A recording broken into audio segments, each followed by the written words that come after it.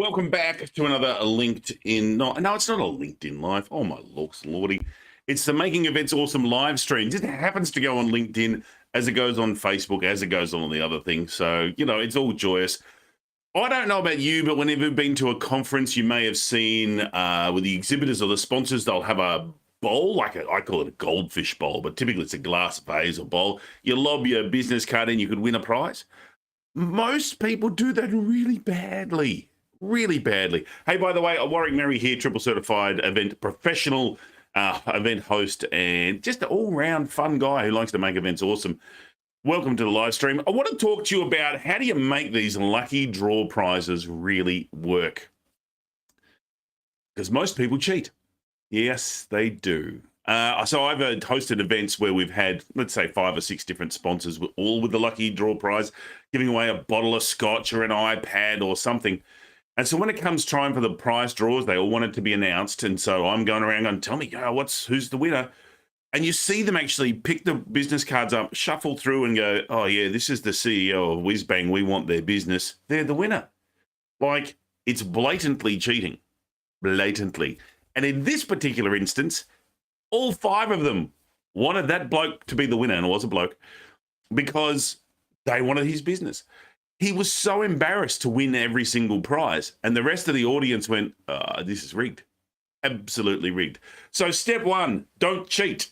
It's not worth it. If you're giving something away, it's got to be a random prize. And I'd love to hear what experience you've had with weird random prizes. Hey, welcome. It's good to have Fab on the show. Nice to see you here again, the lovely Fab. Fab's been doing a fantastic live stream, live events on LinkedIn for Ukraine, so please make sure you check that out. I'm not sure who Facebook user is, the lovely Aloha.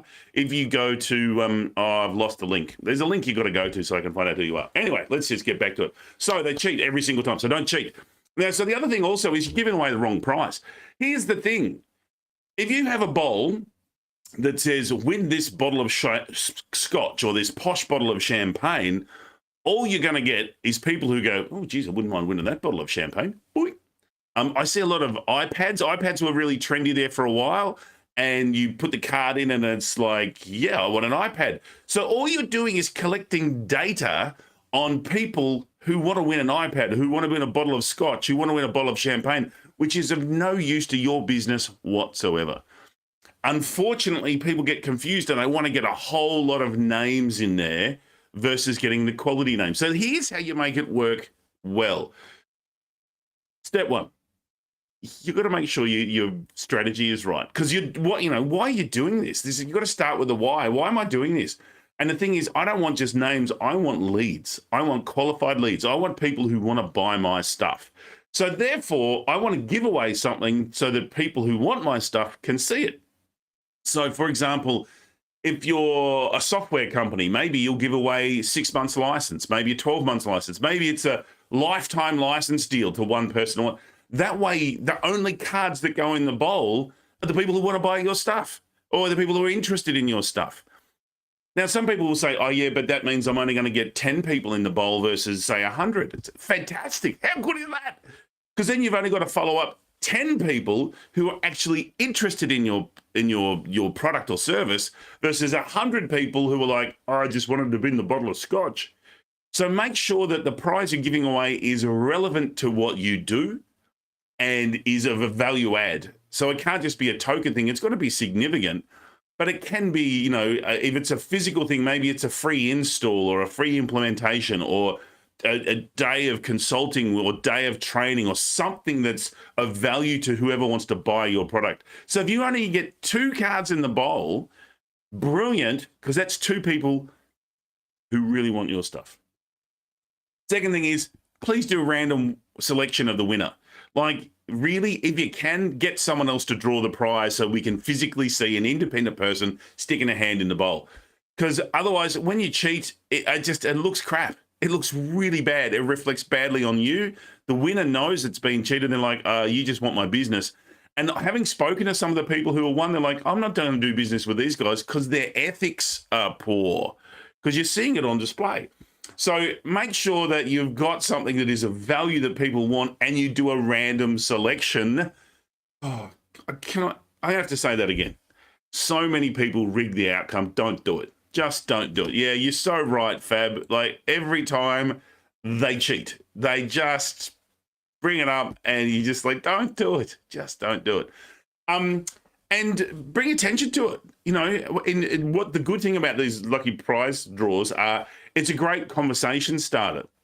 Because often when you're at an expo or your conference and you're a sponsor, you're having these conversations and you need something common to talk about.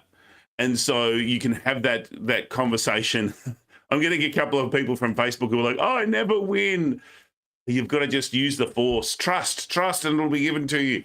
But it's a great conversation starter. You can talk about it, let people know what the prize is. And, you know, if you don't have many entrants in, say, hey, we don't have many entrants. Put yours in if you're interested, because you've got a good chance of winning. Like, how good is that?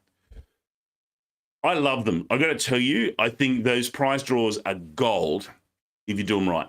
If you don't do them right, it's a waste of time. You're following all these people who are not interested. So get your strategy right, get your prize right, and then include it as part of your conversation, every conversation. Like really draw attention to it, make it part of something. So if you've got a whiz-bang prize, oh, by the way, there was one event I was at and there's an insurance company, they can insure you for the outcome. So their prize draw is the chance to win something. So you don't win it, it's the chance to win it. So often they'll have a car and you pay a couple of grand insurance premium and you're insuring for the chance that the car goes. And the way the game is set up, usually the car doesn't go, but you have a chance to win. And so all of a sudden that attracts a whole lot more people. But again, you got to look at, that would work well if you're a car dealer. But if you're a, I don't know, you're an education provider, it's not going to work because you get people who want a car, not want the education. So make sure you can do something of huge value, but make sure it's relevant. All right, that's enough from me. Hey, thanks for being here. So, yeah, just make sure you do your fish bowls better. Do them better. Please do them better. Make your event awesome by doing fish bowls better. All right, hey, thanks for being here. I look forward to your company next week. Don't forget, we do have the Making Events Awesome Facebook group. Love to have your company over there. Some great discussions. Just head to makingevents.awesome.com. We'll be talking about a whole lot of stuff, which is cool. And I will be here next Thursday, 9 a.m. for your enjoyment, entertainment, and pleasure. Maybe even a bit of education and edification. Oh, it's huge. All right. Thanks, people. See you next time. End of live stream dance, just to let the others catch up because it comes off quick. All right, we're done.